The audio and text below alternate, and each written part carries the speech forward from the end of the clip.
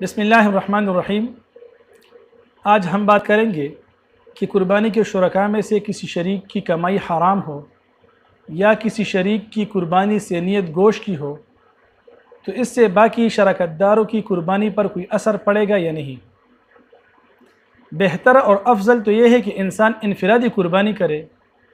اگر انفرادی قربانی ممکن نہ ہو تو جو بڑے جانور ہے، گائے، بیل، بھینس، اونٹ، ان میں 7 افراد کی قربانی کرنا جائز ہے،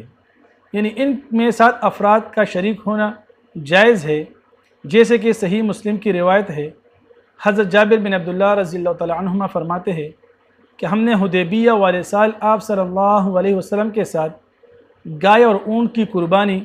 7 افراد کی طرف سے کی تھی، لیکن اگر قربانی کے شرکاء میں سے کسی شریک کی کل کمائی حرام ہو یا اس کی کمائی حرام اور حلال دونوں پر مشتمل ہو مگر اکثر کمائی حرام کی ہو، یا قربانی کے شراکت داروں میں کسی شراکت دار کی نیت گوش کی ہو، یا کوئی شریک کافر ہو، تو اس صورت میں باقی شراکت داروں کی قربانی ادا نہیں ہوگی۔ اس وجہ سے اجتماعی قربانی میں ان باتوں کا خصوصی خیال رکھا جائے۔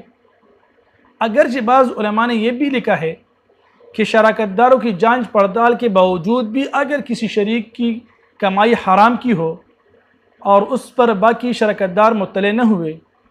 ان کو پتہ نہ چلا، تو اللہ سے امید ہے کہ اللہ تعالیٰ ان باقی شراکت داروں کی قربانی کو قبول فرمائے گا، کیونکہ ہر آدمی اپنے کیے ہوئے